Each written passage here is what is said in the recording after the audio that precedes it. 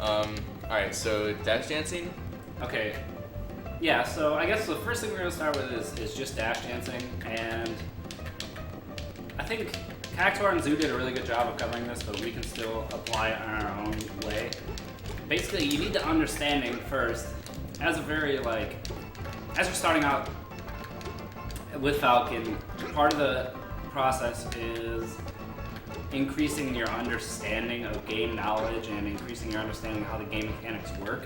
So when this applies to dash dance, the first thing that you need to know is that there's a certain time period where you're dashing and it turns into a run instead of a dash. And runs are different because if you try to turn around at a run, you get this like crappy animation. But you can crouch at a run, you can do other things at a run now. So the first thing that you want to do as a beginning Falcon is just learn how far you can hold and like go in one direction before you're forced into the run animation. So it's about this far. We can see it in debug. I'm holding fully forward this whole time, and then I turn around here, and then I start dashing away, and I hold forward that whole time. So it's actually like this piece of square or whatever, piece of land before it gets darker is basically where you want to be able to dash dance on. Another good idea is to dash dance on these platforms, because these are also very similar to the distance. Yeah. Oh, the music is cutting out again. Alright, let's music really quick. Okay. No Wizzy today, but I think I'll be streaming with him tomorrow. Are you probably. talking about that at all? No.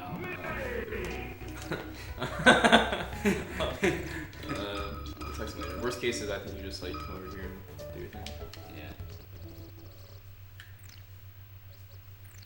Yeah, Wizzy is on this like less than Gotts and I, but he just lives far away, so that's how much all there is to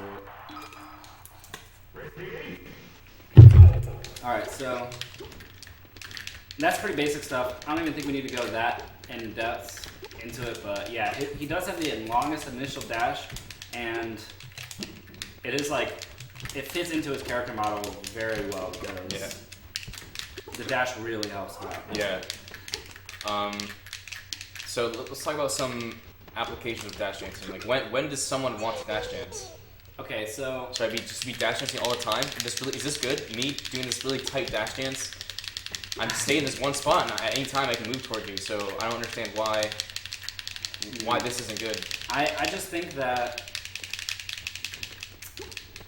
dash dancing is more about conditioning your opponent into a rhythm and getting them to react to that rhythm, so that when you're moving in, you know that they're expecting you to do a certain thing, and you can like change up your rhythm based on that. If you're just doing this, people are going to treat you as if you can just attack at any time, which is true, but you know, they're just going to have one kind of blanket answer that just applies to that, and they're just going to stay at a certain spacing and just protect from themselves in a certain way. But if you're doing like stuff like this, it's more about now they can't actually tell where you are. Right. So yeah, one aspect is to condition them with your movement. So like maybe after Nair, Gravy sees me dash back and like then dash back in with the Nair.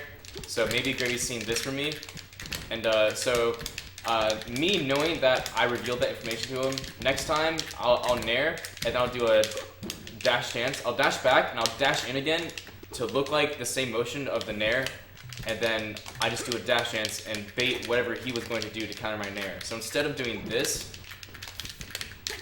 I might Nair in and then dash dance right outside of where I would land to just punish him for trying to punish me.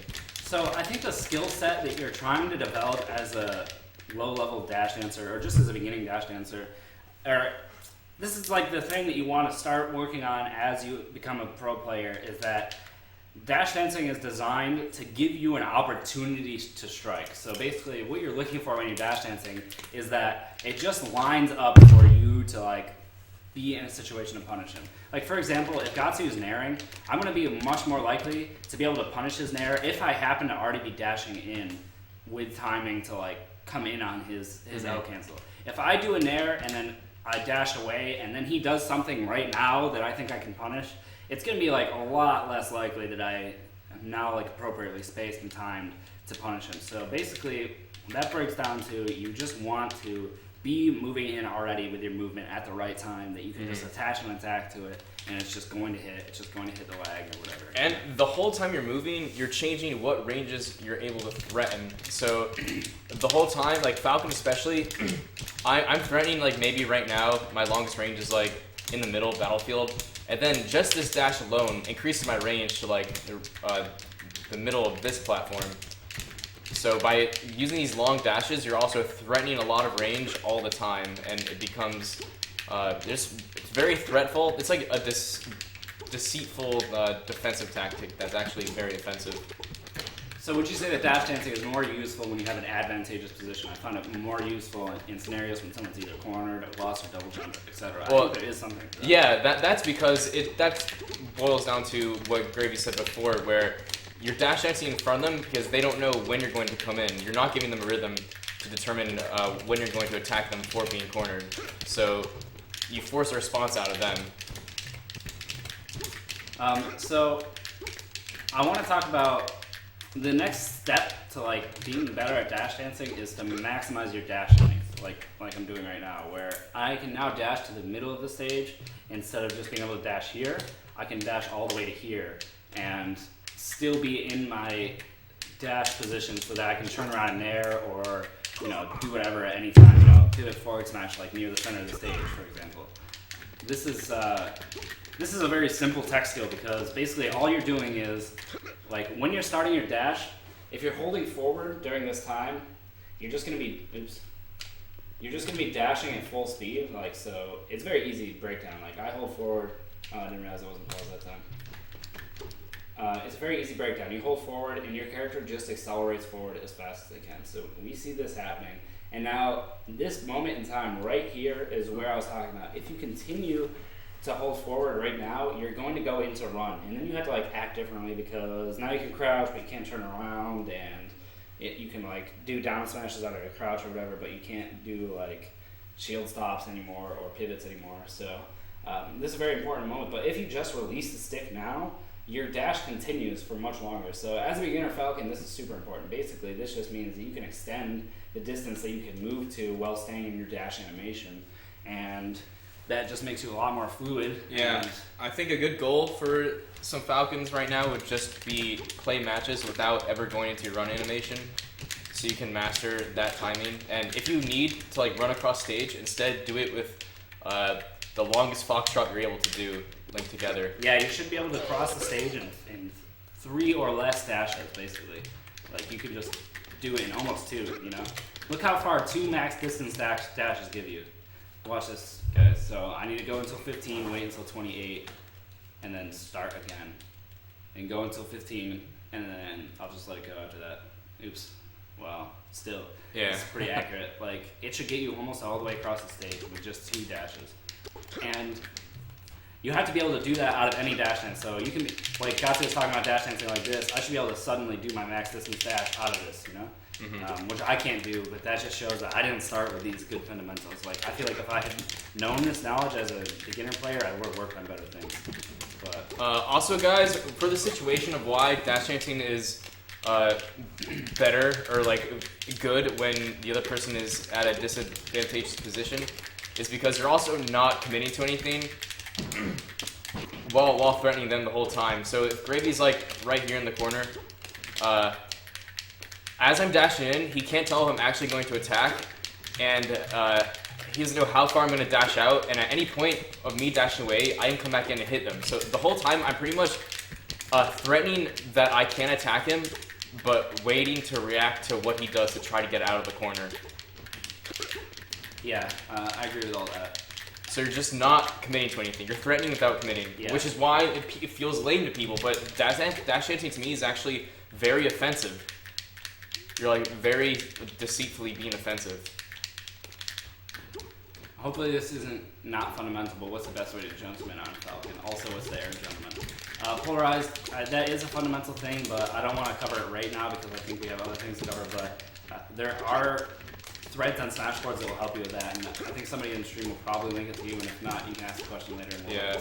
In short, we all use the triple A method, and you hold the third A.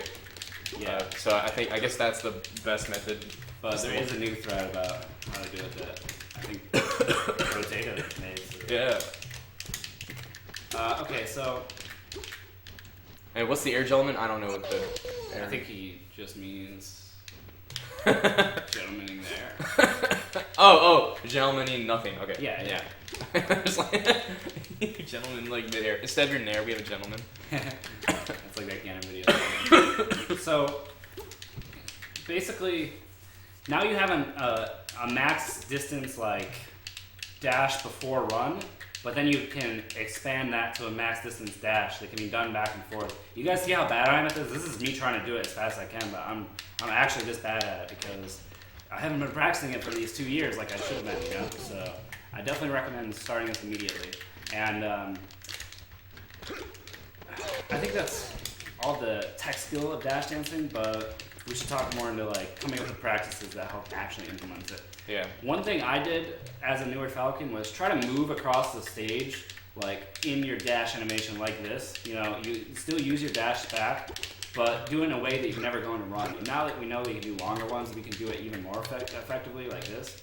But the basic idea remains that you want to be able to move around, like actually actively move back and forth, while not dropping your dash animation. So this stuff should be really easy for you guys, you know? Like this is something a beginner can do. Like this does not take an advanced level of tech skill or anything, but it is something that's like super actually important, even as a pro, even when you're playing with Mango and Armada and everything like that. So I highly recommend this stuff. And I recommend trying to dash dance near ledges or platforms so that if you're trying to move around on a platform without falling off it, you have to have good control of it, right? Yeah, it pretty much proves your control. Yeah, you see guys how I can like stay here, and then I can move to the center of the platform, and then I can move to the left of the platform, and I still fall off sometimes, but I'm pretty good at not falling off, right? And like, you can do this near the ledge too, because the ledge is actually like really applicable, because a lot of times you are confined to this side of the stage, and you do need to be able to move around without falling off that on accident. So basically the whole time that you're trying to get yourself better at dash dancing, I just recommend like trying to increase the precision of it so that you are just making yourself as precise as possible with this like simple technique. Yeah. You want to take this simple technique to the highest level you possibly can. Something I used to do is practice all the legs of the dash dance. So like, kind of like a figure skater, you do like your longest dash dance, and then you kind of slowly go into your tightest one, and you go back out to the longest one. Yeah.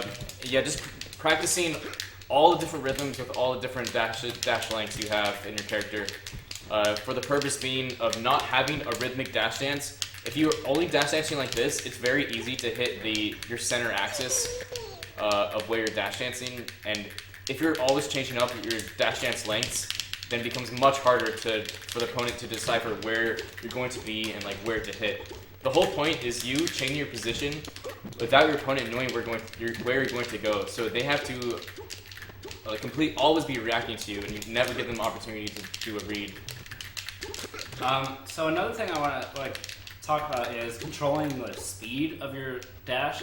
Basically, I showed that you can dash for 15 frames before entering run, but also the amount of time that you hold this dash. So if I just hold for one frame, let's see, if I just hold for one frame and then I frame advance, the character started a dash. So right now I am dashing, and I can release the stick to neutral, and I'll continue dashing. You guys see this? So I'm actually dashing for the same amount of time as I would have been dashing if I held forward for 15 frames, but I'm going a lot slower. And this is pretty important because now you're controlling your velocity as well as your timing. And like, again, this is easy. Like, look how easy this is in real time. I could just do it with my pointer finger, right? Like, I don't even need my thumbs. So it's obviously something a beginner can do, but it's also still very super important. Like, okay, so Gatsu, come stand like close to me. Watch, face the other way.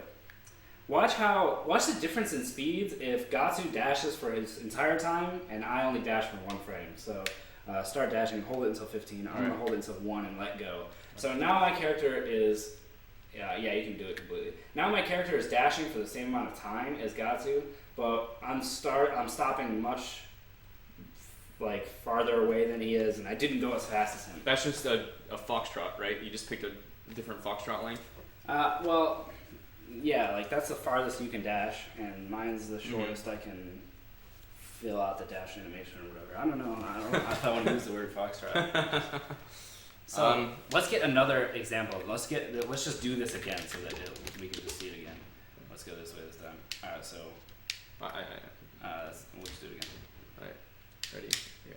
No, either way for me. All right, ready.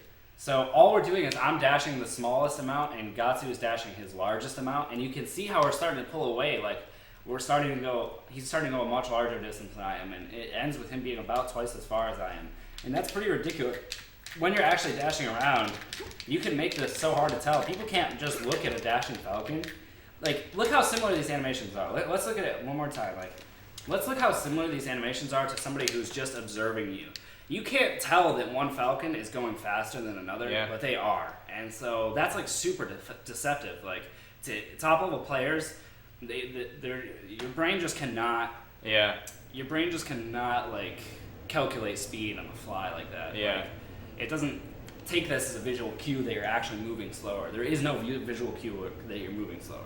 That's basically what I'm saying. Pretty much how Gravy's doing that, to reiterate, is he's just choosing when to let go of the stick after his dash at an earlier time. Yeah. So to change your speeds is based on when you let go of the stick, when you put the stick back into neutral after a dash.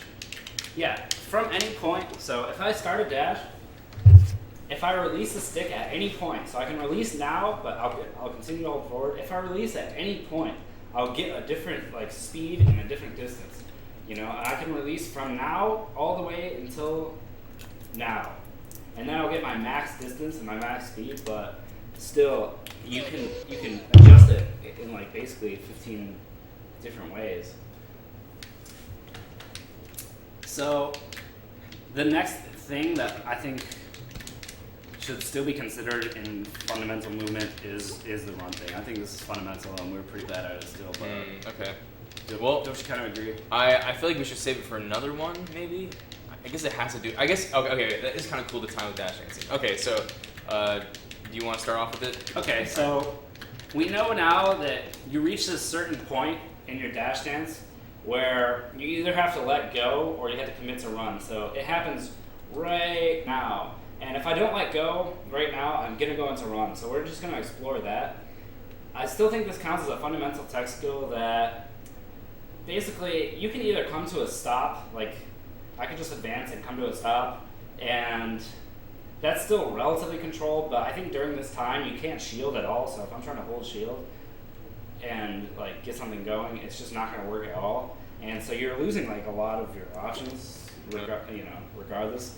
And if you are instead choosing to crouch out of your run, so I get to this same point, and now instead of letting go, I go into run and then I start holding down. This downwards option gives me a lot more, where now I can shield out of my squat like that, or I can dash backwards out of squat. So if I'm in my squat animation, I can start another dash. You guys see this? Oops, I messed up in debug. Okay, so, how's that? Which would I have to turn on, please? Alright. So my character's in squat and he can immediately go to dash back like this, or he can go to pivot. So let's see this in real time. I go to dash, run, dash backwards. This is a frame perfect move. Let me show you guys what happens if you're not frame perfect. If you're not frame perfect and you release to neutral even for a little bit, and your character, see how he's in squat weight right now? That means he's like in his full squatting animation. I was gonna do it for you guys, but I just changed my mind immediately. So if he's in his full squat animation and he starts to stand, so now he's in squat RV. I don't know why they choose the word RV, but now he's standing. You can no longer do a dash backwards. You guys see that? Now you have to wait until he fully finishes his stand and then start to dash backwards. So this is much harder. This is a very difficult tech skill, but still probably considered to be fundamental. I agree, and a way you could like toy with learning the situations where it's useful is an easier way to do it is after your crouch, you walk a little bit forward, and then you're able to dash out of the walk. So it just looks like this. It's slower than the you know how many frames it's slower by? Technically just like 1 or 2, I guess, because you just have to start a walk and then immediately dash back out of it. So you're not really okay. You're only saving the time of starting one walk.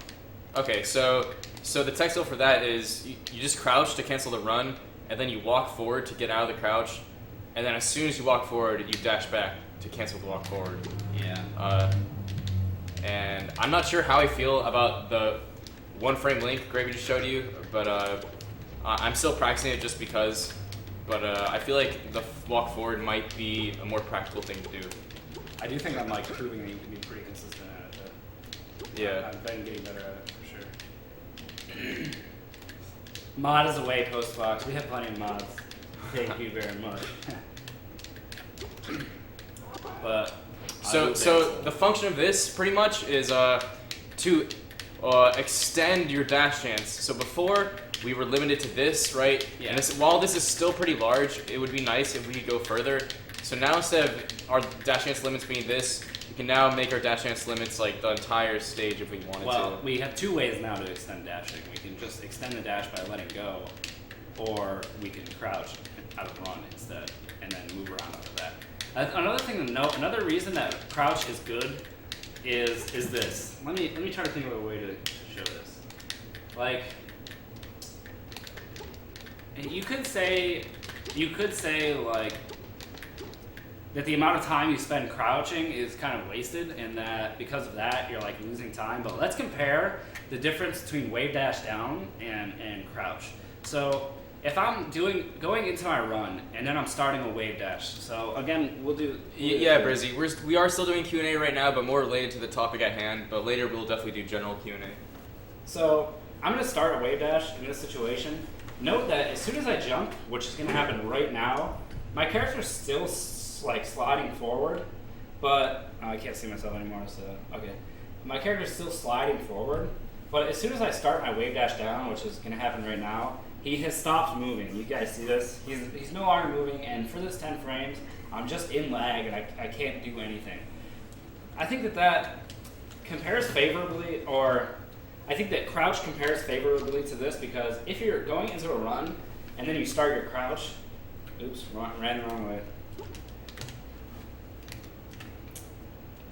Do you keep on pausing? No. Okay, so if I go into a run and I start my crouch, I'll continue to slide during the whole duration of the crouch. So crouch can start now, and you guys see that I'm going into my crouch, but I'm continuing to slide forward. And during this point, at any time, I can also shield. So that's a super important defensive option to have not lost, which you can't do at any point during wave dash, and you can do it now. So that's super incredibly important. But also, just the fact that you don't stop moving is really important. So your mobility has stayed the same, but you've gained all these options out of dash. Like, look at how fast it actually looks to just do dash to run to crouch to dash backwards, right? So I can do this, and then look how fast I immediately change directions after that crouch. Like, that's very similar to the momentum that you would. That's very similar to the speed of slowing your dash like this. So my dash is now naturally slowing down from me not holding forward anymore and then dashing backwards. That's very similar speed and spacing to crouch and then dash backwards.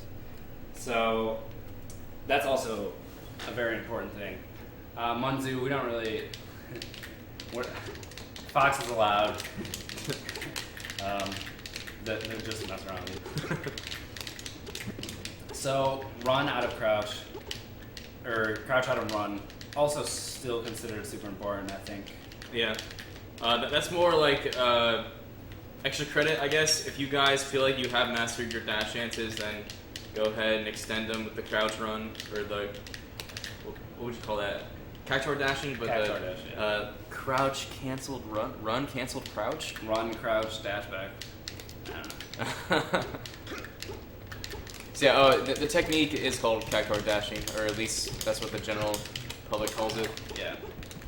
So basically, between these three things, you should be able to move anywhere on the stage without any worry of losing control of your character. Basically, the sin, like the cardinal sin of training your Falcon, is to be in this animation, right? This is like this is when you know you've messed up, but you should be able to move around the stage very freely and quickly without ever having that animation come up.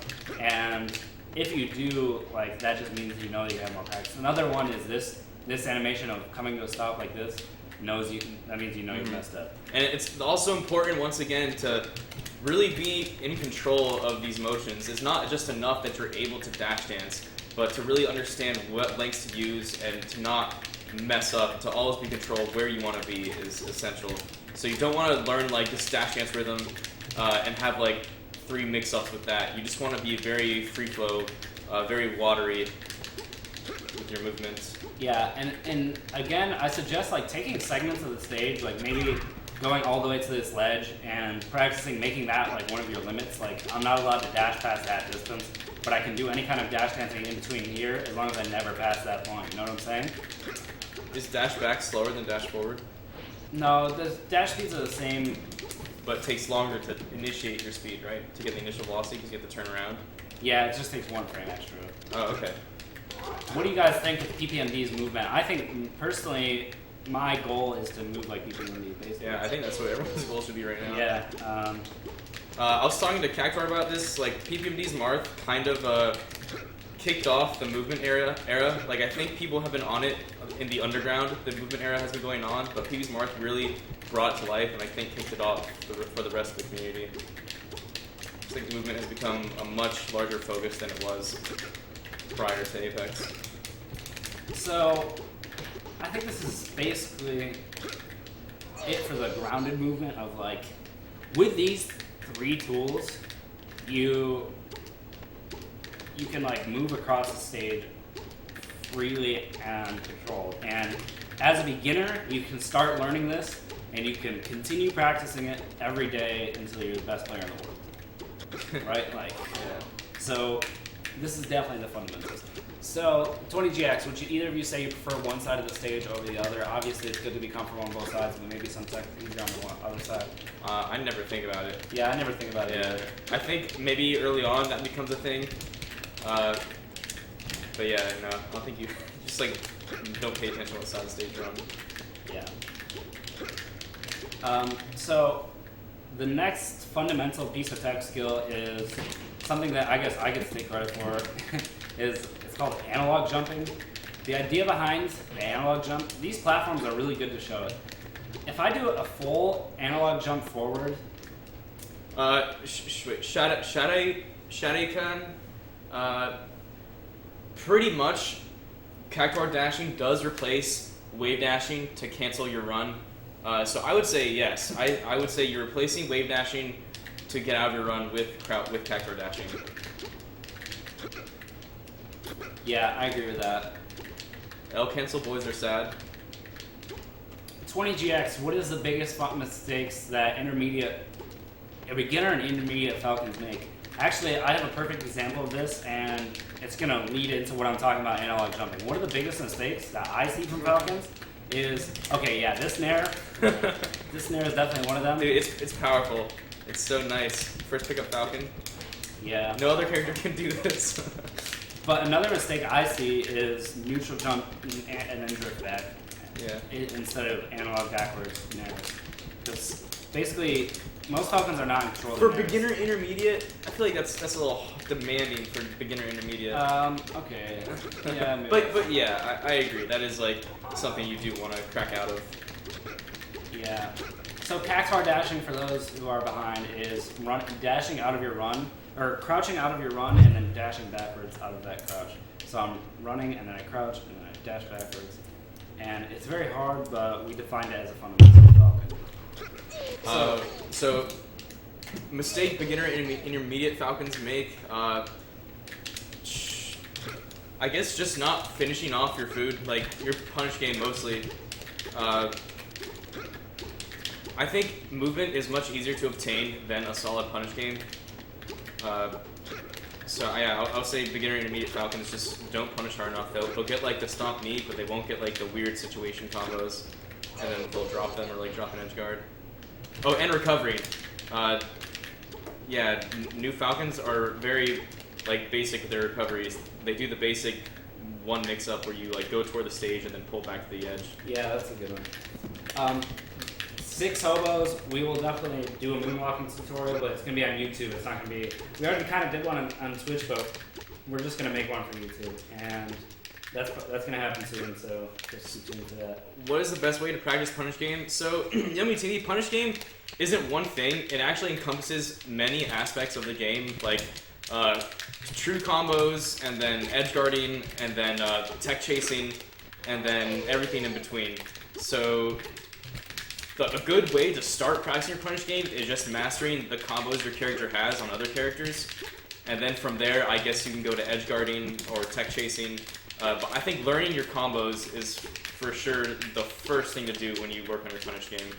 And all this movement stuff ends up helping your Punish Game as well for all those weird gray area situations and increasing your repertoire of what your true combos are able to become. So somebody asked, what is the input for Cactuar Dash? I think I just want to do a really quick review of basically the things we've gone over so far. So basically what we discussed is that you can dash for 15 frames before having to make a decision, right? So if I'm just holding to the left for 15 frames, at this point in time, I have to make a decision. My decisions are basically I can dash backwards and restart a dash in a different direction. I can release to neutral and continue a dash for a long amount of time like this. Or I could just continue to hold the dash so that I go into run. And this is how you do a Cactuar Dash. So I'm just holding it, and now I go into run. And after I go to run, I circle downwards. I start holding down. And that starts me into a crouch. The crouch animation is 7 frames. Once that ends, I can start a dash in either direction. But I'm going to go backwards just to show that I can start a dash in that direction. So those are the things that we discussed. And also, if you stop holding dash before the 15 frames is ended, so let's say I stop holding it like now instead of 15, I'll finish out my dash animation on the full 28 frames, but it'll be slower and it'll have less distance, which is actually something that you should use on purpose. French Revolt, we're not saying Cactuar dashing should replace wave dash back. I'm assuming you mean out of run. We're just saying if your intent is to stop your run and then go into the opposite direction, then crouching should replace wave dash in place or whatever, if that's your intent. If your intent is to do this, so like run at the opponent, trick them because you're in the running animation, and wave dash and run the other way, then you should just do crouch instead. Because this was a common thing for people to run toward someone, wave dash in whichever way, and then run the opposite direction, or like go in the opposite direction. Yeah, I agree with that. So now I want to talk about the fundamentals of jumping, because if dash dancing is a fundamental, then jumping definitely is, and it's like even more important. Almost. Yeah. So basically, the idea that I presented to like the Smash community was that there's something called analog jumping, which is if you choose a certain point in your jump squat, it's the second to last frame of your jump squat, which is, as far as I haven't actually tested this to make it true, but I think it's very, very likely that this applies to every character. And I know it at least applies to like Fox and Falco. So the second to last frame of your jump squat, which happens to be this one for us, you can choose a direction now, and that will like change the distance of your jump completely. So if I hold fully forward to the right, I'll get like my biggest jump in that direction. But if I circle down to this notch that's between right and downwards, I'll get like a very large jump. And then if I ride this notch from completely down to down and right or down and left, if I pick spots anywhere from that to jump to, that will change my spacing as well. So let's give an example with, if you do full analog forward at this point and you continue to hold forward on the battlefield platform, it actually like covers the distance of the battlefield platform perfectly. So check this out, like I just jump forward and I continue to hold forward and there's no fast fall, but it happens to be like perfectly spaced so that when I land, I'll do like an O-to-to, which is a ledge cancel. It's like a teeter cancel. So that basically means that the platform distance is the same as your max jump and max drift. Like, so I guess the perfect terminology, or the correct terminology would be full analog, full drift forwards. It's the same distance as a battlefield platform. So you could use that to see the other distances. So let's see what happens if I do full analog jump forward. Let me do the jump first. So start my jump up. Again, I don't have to hold anything until the second to last frame. Look at this. Frame, like neutral stick, and then I hold forward to choose my analog jump. At this point, if I stop holding drift, compare it to how much distance you get. So the drift is about like 1/4 of the platform, right? Or like close to that. And if I were to drift forward the whole time, I would get a little bit more distance. But if I were to change my analog jump instead, so that, for example, I'll just do a jump and, sorry guys, this is harder to do. Alright, so I'll do a jump and then I'll choose a distance that's like along this notch, this bottom to bottom right notch. If I choose a distance that's like about half of that, then this is a lot of significantly different spacing. You see how now Falcon is like barely jumping forward? This is right here, this is the jump fundamentals. You can choose your spacing before you've jumped by doing an analog jump, and then you can use drift to have an even larger input on that. So Right. you could be analog jumping forward and drifting backwards like this, or you could be analog jumping not at all and then drifting forward or drifting backwards. So I think you should be viewing jump in like two different categories, or splicing up into two different decisions. One where you choose your analog, you choose where you want to land, and then after that you choose the drift of any variations within that landing that you'd like to access instead, whether it be because of reaction or prediction or mind games or whatever. So, yeah, I agree with everything Gatsu said, and I just want to stress that, like, because this is new to the Melee community, nobody has ever used the term analog jumps, or nobody really talked about it. It's going to be intimidating to you as a new player, but it really shouldn't be, because all it really means is like controlling the distance that you jump at and choosing exactly how far you jump. It's something we all do very naturally, but without realizing it. Yeah. And this is like the fundamental tech skill that's going to help you the most as a player, especially as a Falcon. Like, this applies to every character, but it really applies to Falcon. Like, let's give an example of how much it applies to Falcon. If I dash jump and I analog jump fully forward, so like I'm jumping and I hold fully forward, look how much distance Falcon gets. You guys know of this jump, right? Like, everybody has done this jump with the Nairs that we're talking about. So Gatsu, line yourself up with that. Alright. So now if I go back to the same spot and I just do a slightly different dash jump, where now I dash and I jump and then I release the control stick. So just completely let go of it. Look how much shorter. Oh, I did it the wrong way. Dang it. Alright, so anyways, you release the stick completely. Look how much shorter the distance is when compared to where Gatsu is. I land here now, that's half the distance. So in choosing whether I want to go completely neutral or whether I want to go directly to the left, you're choosing this much space that's on the screen right now that you could possibly land in.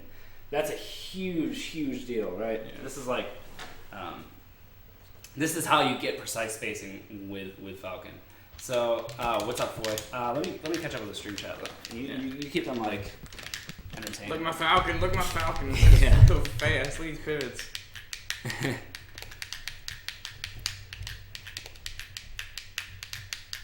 Okay, so now somebody said,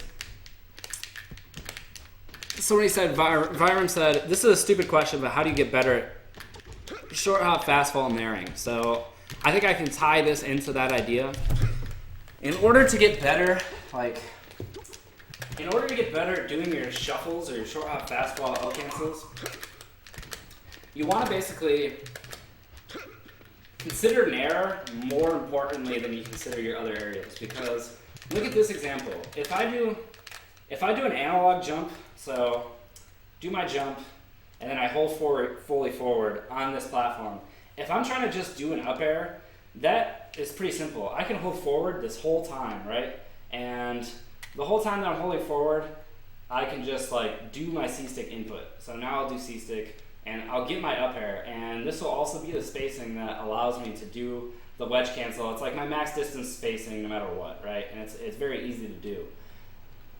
But Nair is different from this, like up air, for example, in that you have to actually let go of your controller. If you want to get that max distance, you have to jump, and then you have to be holding forward right now, and then release it quickly, so that you can do a neutral A press, right? So now you want to be able to press A without having anything on the control stick, so that when your Nair comes out, you're still doing your full analog jump forward, and then you have to start holding forward. So this is why, like, Nairing should be completely basically separate from every other aerial, and it should be the one that you kind of practice when you're practicing moving around. The end goal of your Nair, or the end goal of like knowing that you're Nairing well, is that you can do this Nair that I'm showing you right now, where you start here and you Nair forward without a dash jump, and you land all the way on the ledge, all the way on the ledge cancel. That shows that you have complete control of this idea of analog jumping and Nairing without holding forward still. Right? So I think that's like another good way to practice your fundamental tech skill. You just layered another tech skill on top of it. But yeah, I agree. It's a good like proof. Yeah, but like basically what I'm saying is that if you're practicing as a lower level player and you're trying to practice your fundamentals, you shouldn't be doing much like knee and stomp and back air and everything, because despite the fact that these are like unique L cancel timings and everything, it's much more important to have control of the Nair such that you're now incorporating your analog jumps as well as your drift. Yeah. And you know that you have full control. It's just because of the way the C-Stick works. The C-Stick makes it so that you don't have to actually be in control of the difference between analog and drift. And you can still do perfect areas. Yeah, that's true. So that's not the case with Nair, and so that's why I recommend, as a beginning practicing Falcon, you work the most on Nairs. Let me catch up with the stream chat again.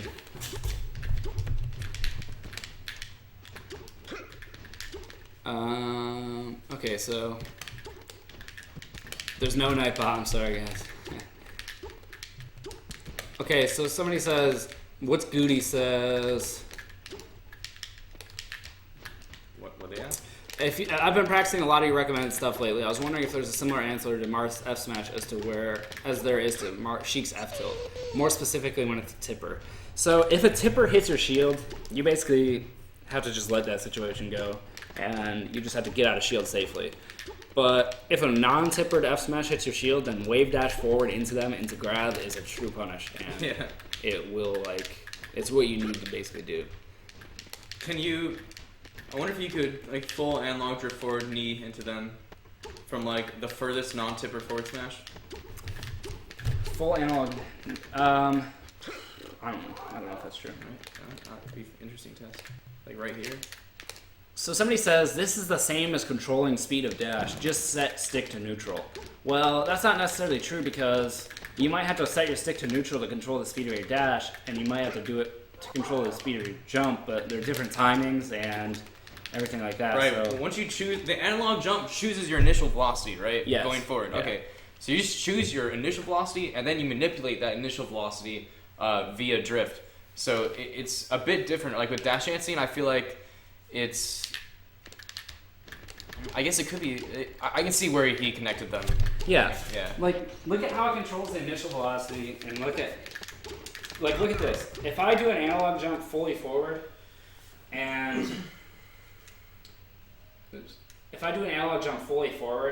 and start to drift fully backwards, so now I'm drifting fully backwards. I've already chosen my analog jump. Look at how Falcon will continue to move forward, even though right now I'm holding to the left and Falcon's jumping to the right. This is because I already chose my analog jump. I'm basically doomed to move in this direction a little bit. And I will work against my momentum and start to pull backwards, but he had to do his full analog jump forward first, in this case. Okay, so isn't fastball the Nair a bad idea? I usually lose the second hitbox. Maybe I'm just slow on the A. No, you're too fast. Yeah. That's a good thing. Pitfall people fall into. Yes, this is a... Ooh, we froze it. Oh, all right, so a common pitfall Falcons will fall into, Odo Mikan, right? Yeah, okay. Yeah. So if you perfect fastball the Nair, you will lose the second hitbox. So you have to time the fastball in a way where the second hitbox comes out as late as possible. That's usually the best, most optimal Nair you can have. If your intentions are different, like having the second hit fall on top of them or something, or not wanting to fast fall at all, then that's different. But if you want to do a fast fall Nair, like on a shield or something, or as a wall, then the first hit coming out at the top and the second hit coming out at the bottom is like the best Nair you can do. Right? You think so? Yeah. Like Yeah. it's like nice little pincer. This is your Nair. Boring Potato is asking if we would be upset if they took our like stuff. If he made a video on like crouch and dash back, and we're actually we learned that from Cactuar, so it's like we're giving you secondhand knowledge. Yeah. Already. Okay. Would we mind? Is he stomping our market? Is that what's happening? I don't think we would. I don't think it would. Yeah, I don't think it would matter for that. Can you two try hack stashing on one ledge really fast? And Abdel says, yeah, they can do it. Wizzy is the best at it. So I think this is a perfect example of how like perception like changes it, because I think we're all equally good at hack stashing, but every time Wizzy does button warmers, he just does it, and so then everybody who's watching just thinks that Wizzy is the best at it, but we can do it just as well as Wizzy.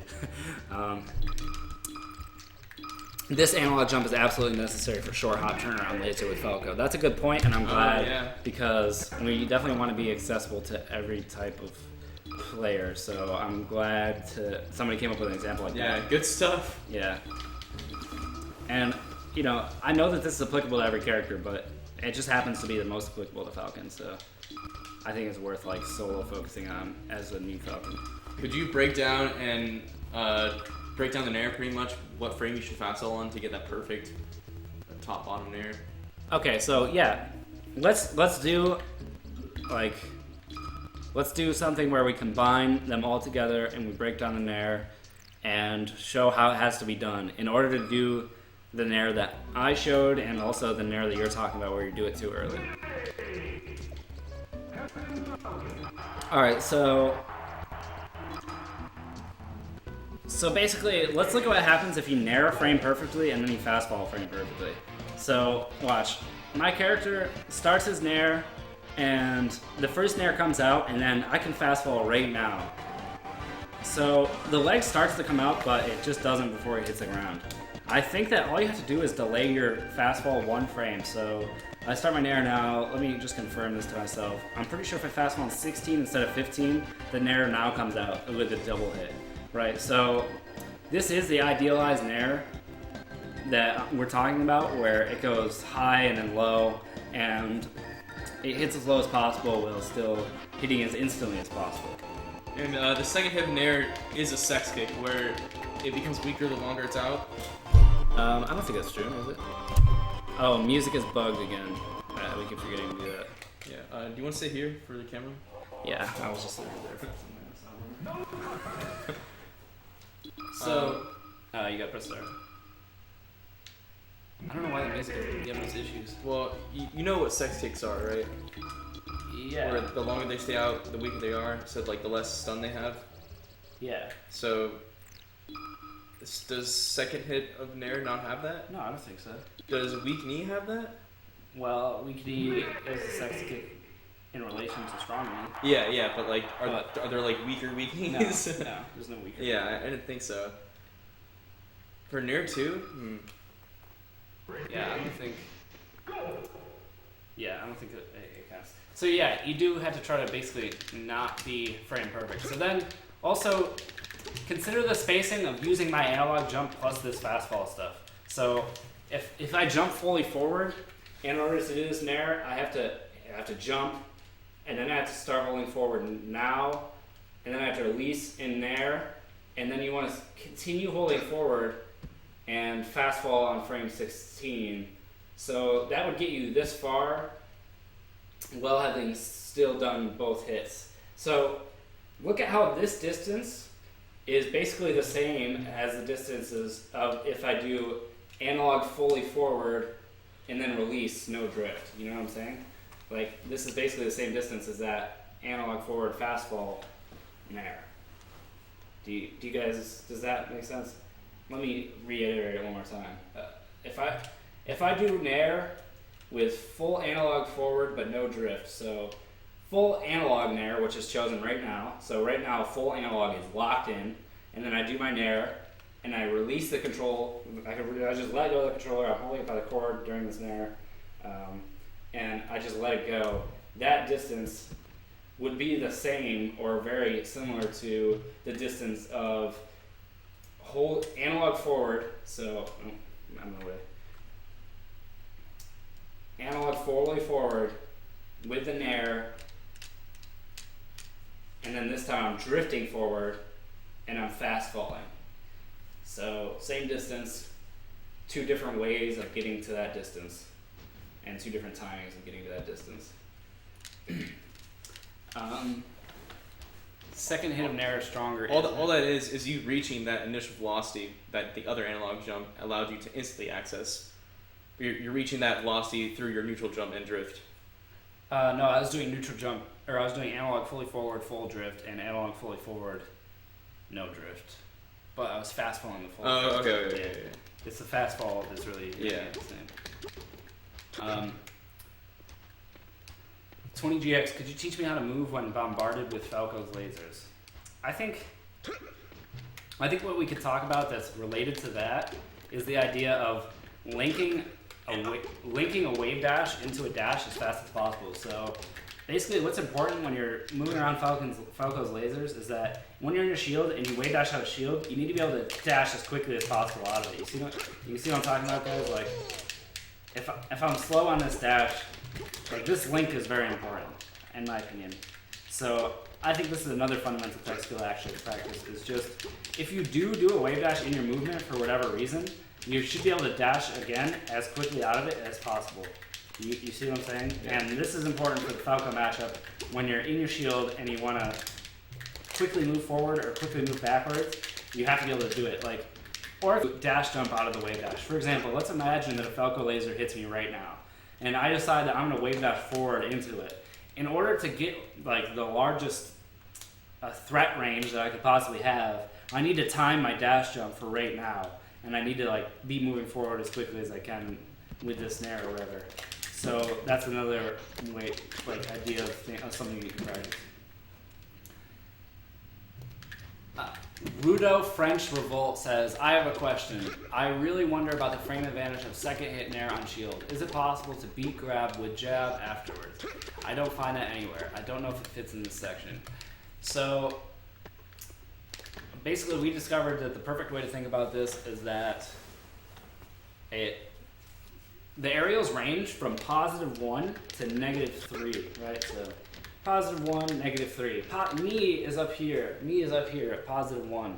It's the strongest you can get. You land with a frame advantage, so you can grab before they can grab and everything like that. You're actionable one frame before they are. Yeah, you're actionable one frame there, so +1. Then you move a little bit down to 0.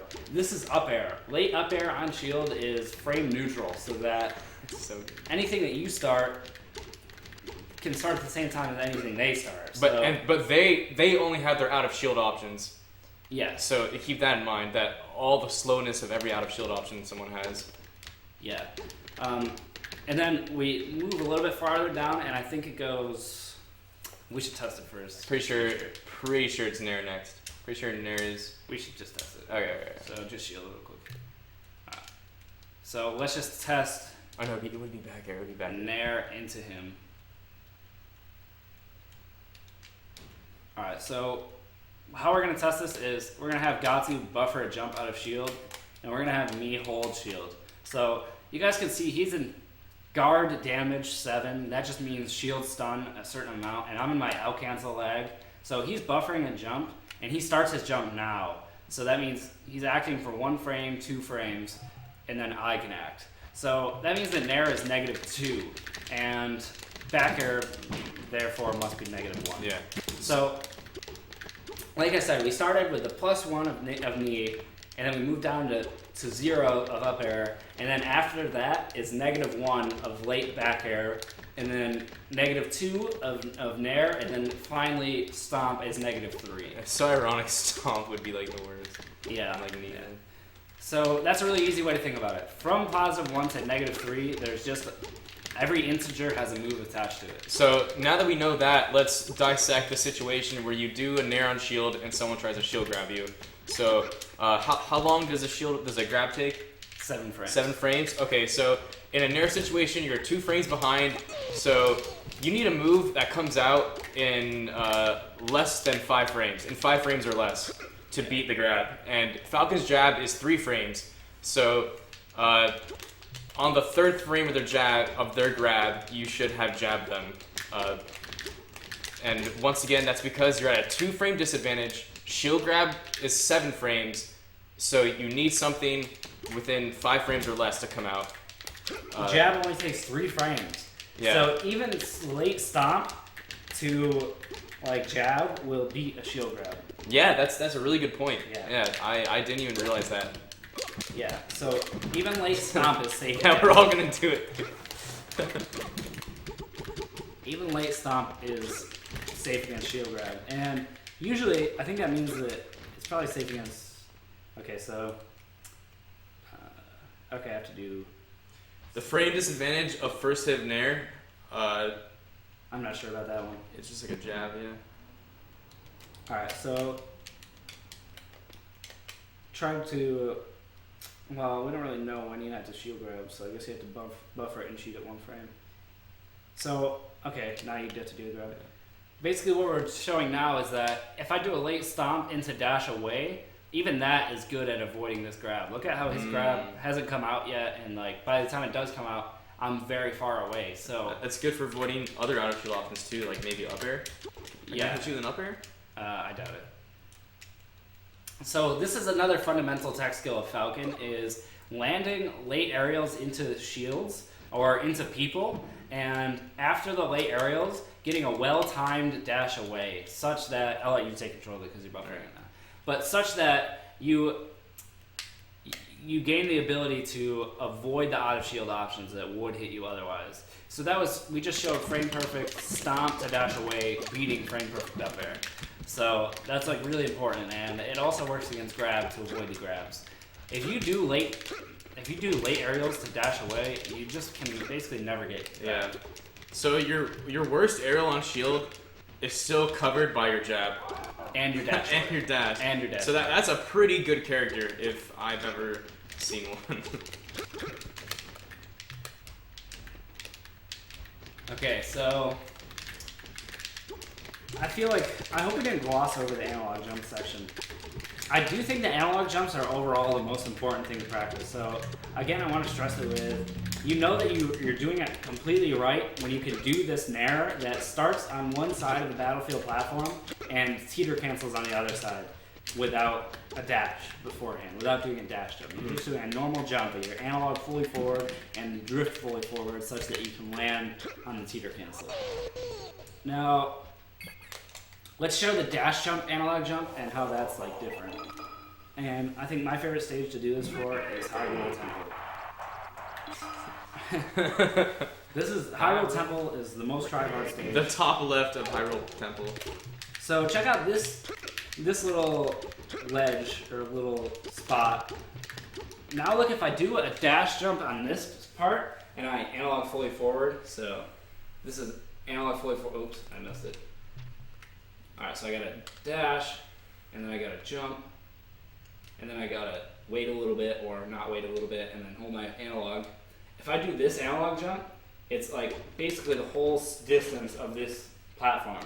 You guys see that? So that means you could practice your dash jump analogs on this platform by moving yourself to different spacings, like this for example, and trying to aim for the ledge cancel. I'll try to do it in slow mo, let's see if I succeed. You try to aim for the ledge cancel with different analogs. So now I'll try to do dash jump just the same way, but now I'm doing a neutral analog, and hopefully I'm landing on the edge or close to it. So you can practice this at all sorts of different spacings on this little platform. Just do analog jump without any drift. Like basically do this small piece of text go where you dash and then you jump and then you I didn't do it.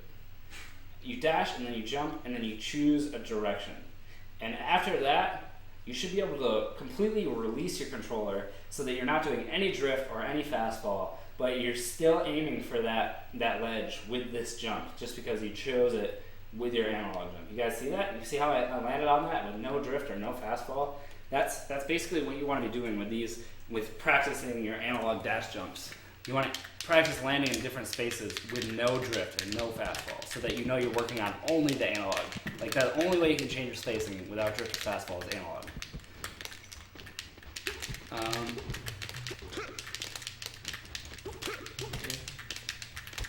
Alright, so I think...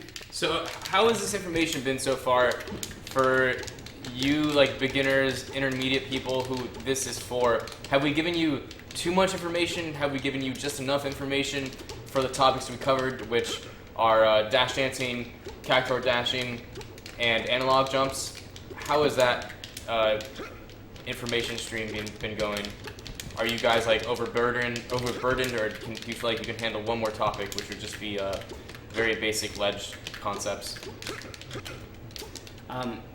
Bexel asks, why is the analog jump important? So that's a good question, and I would say this is actually like the most important tech skill, because the difference between landing all the way over here and landing here is, I don't know, it's like, all that Falcon does is he jumps and he puts a huge threat out there. And that threat might be designed to stop your opponent from doing something, or it might be designed to hit a very specific space, but it always has like a super important intention.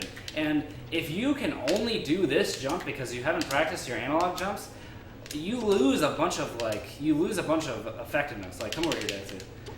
So if I'm in control of my analog jumps, I can like land a late up air on Gatsu from any spacing, and I can do it as fast as possible, right? Like, I can do it from here, or do it from here, or do it from here, and I can always like do the same spacing I want in the same amount of time. If I only know how to do this analog jump, once I get to a certain space in relation to Gatsu, I just can't threaten him the same way anymore. Now I have to back air, or I have to like try to stomp him. And I've just like lost a bunch of the threats. You guys see this? Like, this just isn't as good as having the ability to shorten it significantly and hit him with anything I want instead of, you know. Is this your counter to not always dash jumping? No, I was dash jumping in all this. Yeah, I'm saying this is why you don't always want to dash jump. Well, I'm just trying to explain why analog jumps are important, because okay. That was like the question. You use dash jump as an example. Okay.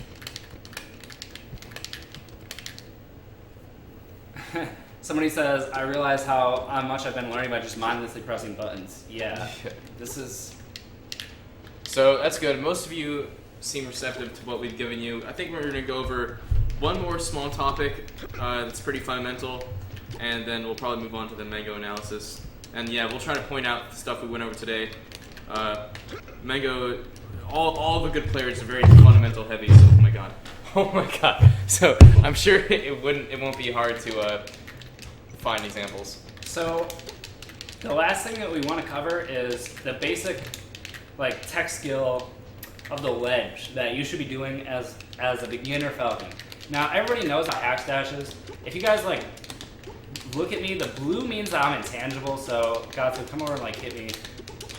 You see that Gatsu can't like hit me through this unless I lose my intangibility, right? Like, if he hits the blue, nothing's gonna happen. Like, we can even just show it with spot dodges, right? Like, you get the same intangibility with spot dodges. So yeah. There's a certain time where a move can go directly through that intangibility and connect with it directly, and nothing will happen. Like, the difference between intangibility and invincibility is that when somebody hits you, there's no hit lag or anything. Look at how he's on frame 3 of his attack. If we go forward 1 frame, it immediately moves forward. There's no hit lag. These characters are not interacting. From the game's perspective, there's just nothing happening right now. You want to kill yourself real quick? Show the other one. Show what? Invincibility when you fall from the angel platform. Oh yeah, and so go up there now. Okay. So this is different from this green invincibility, where now if Gatsu jabs me, I was ready for it. I'll let you do the pause. Okay. So this is different from the green, because green is invincibility where I still can't be hit, but if he does hit me, now we're suffering hit lag. So now we're going forward a frame, but it's only you suffering hit lag. That's even worse. Yeah. I didn't even know that. So now we're going forward, and I'm still going forward in time, but Gatsu is stuck in that hit lag, and he can't move forward at all. So that's the difference between intangibility and invincibility, and it's pretty good for us that intangibility is on the ledge, because that means if we're doing this hack dash timing, even if somebody hits us or anything, it never changes our timing. So everybody knows about hack dash, but even as a beginner Falcon, basically what I want you to train on the ledge is having full intangibility using only the double jump sweet spot, like this. So basically the idea behind this is that you could just drop a certain amount and do your double jump, and with only that simple tech skill of just dropping and pressing Y, you can actually become fully invincible.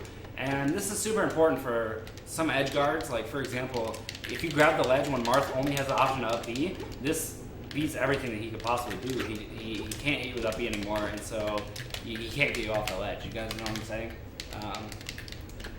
Okay, so let me keep up with this track. It's true that good Falcons can pull it out there from ledge really far on the stage, which seems magical beginner. And when you're practicing the double jump refresh, pay close attention to when you're able to let go of the edge. That's probably the most important piece of tech skill for the ledge, of understanding and internalizing when you're able to let go of the edge as soon as possible, because you're not able to grab the edge and then instantly let go. You have a penalty of when you're able to let go of the edge. So let's do a quick walkthrough of the mechanics of grabbing the ledge. So first you're going to be close to the ledge and you're starting a wave dash. So I'm doing my jump and I'm doing my air dodge into the stage. Now look at how I'm in, I'll make it even better. Look how I'm in landing fall special. That's my wave dash lag. At a certain point I'll fall off and I'll be in fall. So this is a point where you can do a fast fall, and you should be doing a fast fall. So you do a fast fall as you slide off, and that gets it so you grab the ledge a little bit quicker. And then once you do that, once you grab the ledge, you're in a 7-frame ledge grab animation. This needs to finish fully before you let go of the ledge. So you need to be in cliff wait, in your fully idle animation before you can actually press down. So now you have to just press down. Well, technically you have to hold it for 2 frames, but in real time that feels like pressing down. So anyways, you have to hold down for a certain amount of time, and then you have a certain window to jump. So I'm pretty sure it's a 3-frame window from 5 to 7, so watch this. If I jump at 5, it'll allow me to stay fully invincible. Let me turn the stage back on so you guys can see that. So if I jump at 5, I'll stay fully invincible until I grab the ledge. And then, you see this? I'm still intangible, still intangible, still intangible, still intangible, and then I grab the ledge. And then if I do it again, but this time I'll show the window by waiting a little bit longer. I'll wait until 7. If I jump again, I still stay totally intangible. But if I waste any time on my ledge grab, so look at this. This is the frame right here where I have to let go in order to be invincible. If I don't let go right now, if I wait even 1 frame and then I let go, but I jump at the same timing that I just showed you guys, you just cannot be invincible for the whole time. So look at this.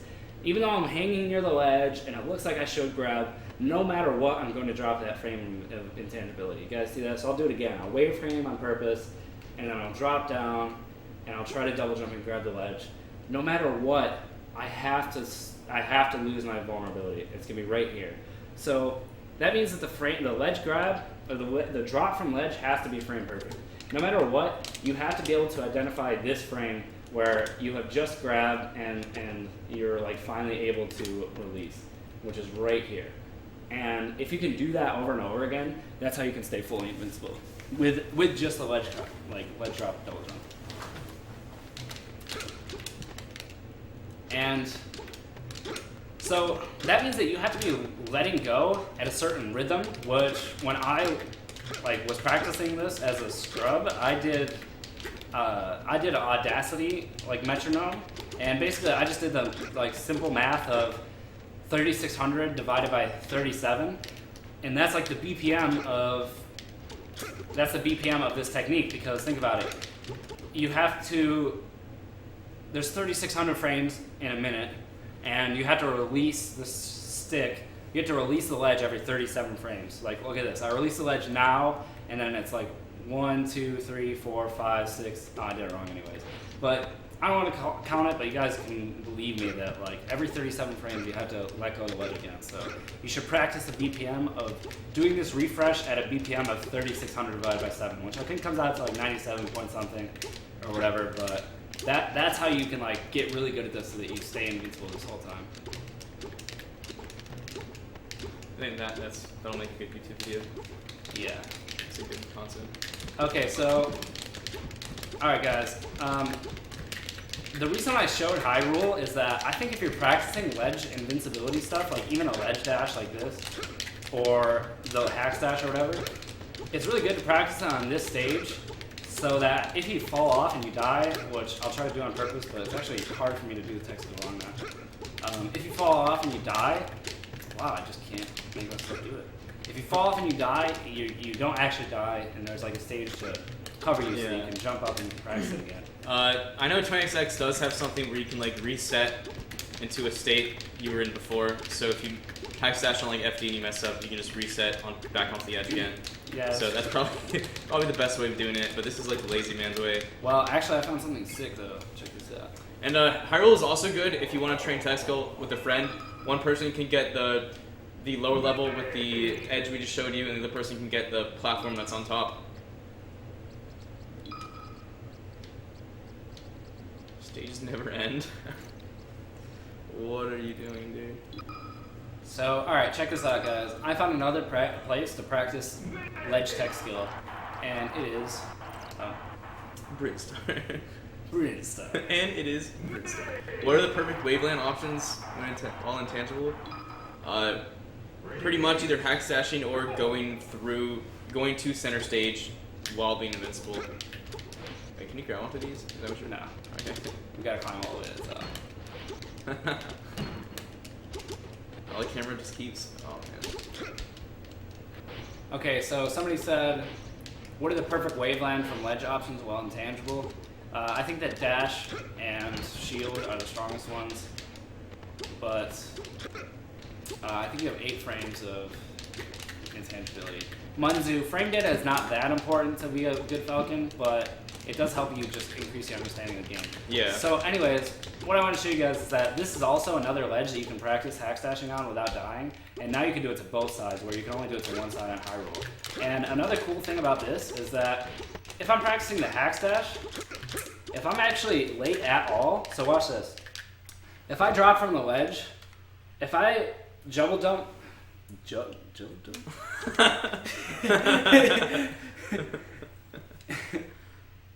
if I, okay, so Psychorax says 10 frames from Waveland, you can get 15 with an aerial interrupt. So that's something that Cardano says, but I actually think that it's incorrect because the only way to get that many frames is by doing crazy, non-applicable angles. So I think 8 frames is actually a better term, and Cardano and I will have to go at odds over that. Anyways, so if I don't double jump perfectly, if I wait even 1 frame too long, and then I double jump while holding forward, it actually puts me under this lip. So when you're trying to practice your hack stash and you want to double jump perfectly while holding forward, that's actually really good because if you don't do it perfectly, you're going to go under this lip. And that's just a sick little way to get feedback about your technique, basically. Don't juggle bump, don't jump. So I think these ledges are basically sick for that too. And for the invincible waveland, right? Because an invincible waveland just means you let go of the ledge and then you jump and you hold forward perfectly, right? And then you just time your waveland. And I think this is important because some stages might allow you to pull forward at the wrong time or double jump at the wrong time, but Battlefield, for example, like won't. So that's pretty much the worst edge you could encounter is Battlefield edge. Yeah. And I think Yoshi's might be a stage where you just have to practice on it specifically because of the slanted edges. So now if I'm holding forward and I jump fully forward, I'm still going to be fine. And This is what I was talking about earlier with the Kadano thing. If I just did like hold forward and time my invincible waveland, I only get 8 frames of intangibility. So 1, 2, 3, 4, 5, 6, 7, 8, and then it goes away. What Kadano was talking about is like basically holding a much different angle or like doing something weird. I can't even remember, but it's something that you can't really do in real time, I think. So you can also use the frame counter option 20xx to skew your hack slash timing. That would be cool. I don't really know anything about that. So. Vyram, I instant up air by just using the C stick, dude. So I just use Y and up C stick. Yeah, the input for a hack slash, we'll go over it really quick, is you want to drop off the ledge. Oh, see, by the way, I can pause exactly on the frame that I have to release this ledge, which is basically just a skill that I've developed from like knowing this timing so well, and it's, you know, in my head, and just something to point out. But anyways, I think I'm really good.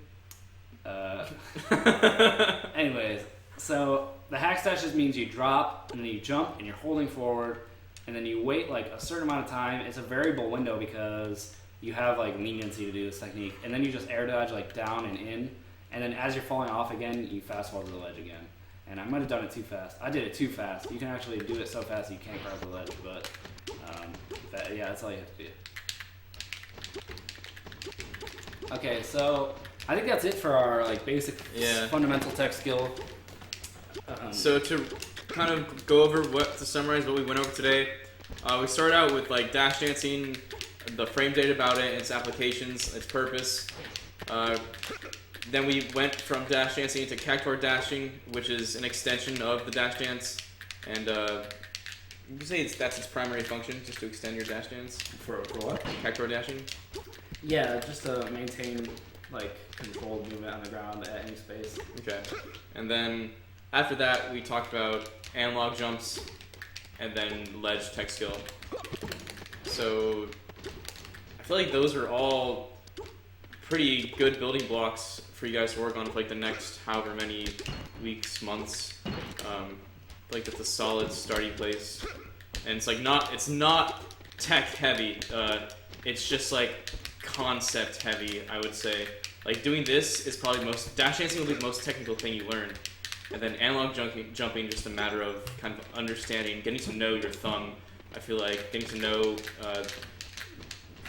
where your thumb should be on the stick, and just like optimum thumb control, which is all, it's not like stressful. You're not pressing a lot of buttons for any of this.